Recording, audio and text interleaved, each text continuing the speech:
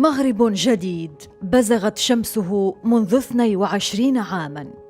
في مثل هذا اليوم سنة 99 وألف ألقى الملك محمد السادس أول خطاب للعرش. بقلب مؤمن بقضاء الله وقدره أنهي إلى الشعب المغربي الأبي وإلى الأمة المغربية العربية والإسلامية وإلى العالم أجمع وفاة قائد عظيم ورجل من رجالات الأعلام وملك من ملوك المغرب العظام، صاحب الجلالة والمهابة، المغفور له الحسن الثاني قدس الله روحه. بدأه بالترحم على الملك الراحل الحسن الثاني، ثم أخذ المشعل ووعد بمواصلة المسيرة، مسيرة أكد أنها ستكون لصالح الشعب بجميع فئاته. إقامة دولة الحق والقانون، صيانة حقوق الإنسان والحريات الفردية، وصون الأمن لفائدة الجميع. بهذا وعد الملك شعبه مجدداً التزامه باستكمال الوحدة الترابية للمملكة، وطامحاً في أن يسير المغرب في عهده على طريق التطور والحداثة. ورث الملك مملكة تواجه تحديات اجتماعية واقتصادية كبيرة، معدلات فقر مرتفعة، نسبة بطالة بلغت حوالي 14%، ونظام سياسي بحاجة إلى انفتاح أكثر. منذ ذلك الوقت قطع المغرب أشواطاً كبيرة في مجالات التنمية الاقتصادية والبشرية، واتبع الملك الشاب نظاماً سياسياً أكثر حداثة. خلال فترة حكمه ارتفع الناتج المحلي الإجمالي من 42 مليار دولار عام 99 وألف إلى 112 مليار دولار بحلول عام 2020.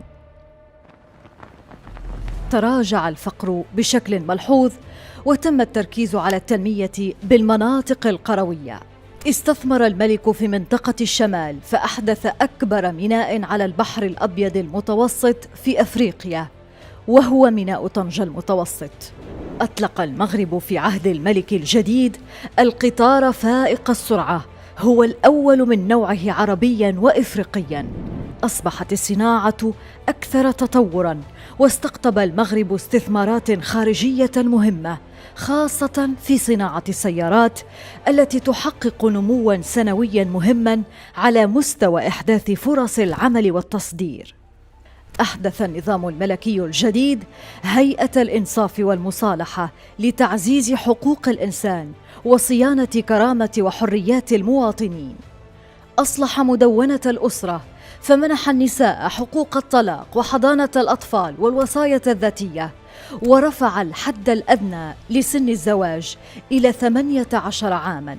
لأول مرة في عهده وثقت المرأة عقود الزواج، ونجحت النساء السلاليات في انتزاع حقهن في وراثة الأراضي الزراعية. في العهد الجديد تم التركيز على مشروع كبير للطاقة المتجددة، فطور محطة نور للطاقة الشمسية، وهي أكبر مجمع من نوعه في العالم. واجهت المملكة في عهد محمد السادس التطرف، فأطلقت إصلاحات لتكريس الاعتدال. شهدت المملكة مجموعة من برامج التنمية المستدامة مكنت فئات واسعة من أبناء الشعب المغربي من الاندماج الفعلي في مشاريع اقتصادية مدرة للدخل عبر إحداث المبادرة الوطنية للتنمية البشرية، والتي ظلت مستمرة ومواكبة للتحولات الاجتماعية والاقتصادية. أخاطبك اليوم لنجدد العهد المشترك بيننا بدستور جديد يشكل تحولا تاريخيا حاسما في مسار استكمال بناء دولة الحق والمؤسسات الديمقراطية، وترسيخ مبادئ وآليات الحكامة الجيدة، وتوفير المواطنة الكريمة والعدالة الاجتماعية. عرف العهد الجديد دستوراً جديداً تضمن مقتضيات وإصلاحات فتحت صفحة سياسية جديدة. ركز المغرب في عهد الملك محمد السادس على تعزيز العلاقات مع دول القارة السمراء، وعاد رسمياً إلى الاتحاد الإفريقي، ثم أبرم حوالي 1000 اتفاقية شراكة في مختلف المجالات مع دول إفريقية. وفي السياسة الخارجية أصبح المغرب في عهد الملك أكثر استقلالية، عزز علاقاته مع دول كالولايات المتحدة وإسرائيل، وأبدى مواقف حاسمة ضد دول أخرى كإسبانيا وألمانيا، واعتبر بذلك قضية الصحراء المغربية فوق كل الاعتبارات.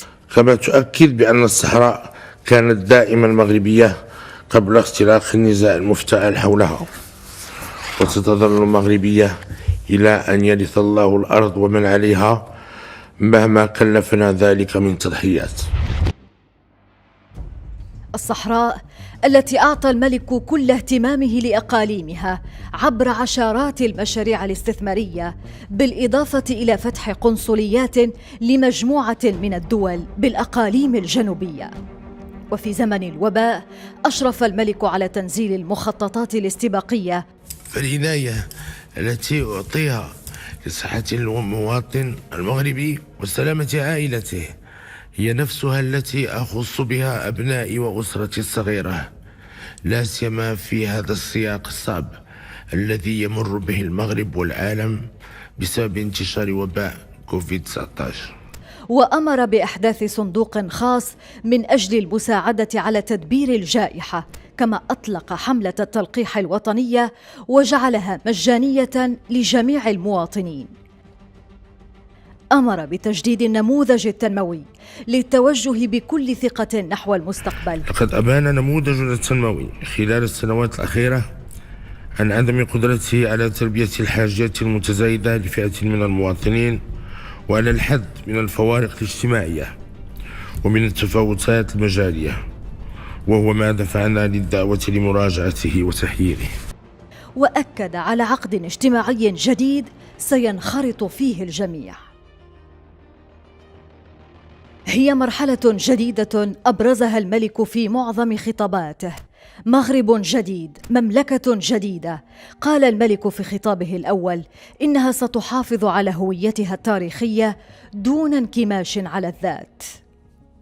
أكثر من 20 عاماً مضت على خطاب العرش الأول وعلى بداية عهد الإصلاحات التي يطالب الشعب بمزيد منها. هي إصلاحات تواجهها تحديات مرحلية مهمة. قال الملك إنها تستدعي انخراط الجميع بفعالية ومسؤولية. ندعو الحكومة والفاعلين الاقتصاديين والاجتماعيين للانخراط فيها بكل فعالية ومسؤولية في إطار تعاقد وطني بناء يكون في مستوى تحديات المرحلة وانتظارات المغاربة. يقدمون بيعتهم الشرعية لخلفه ووارث سره صاحب الجلالة والمهابة أمير المؤمنين سيدنا محمد بن الحسن بن محمد بن يوسف بن الحسن. أكثر من 20 عاماً مضت وما زال العهد قائماً، وإلى جانبه تحديات لا تنتهي.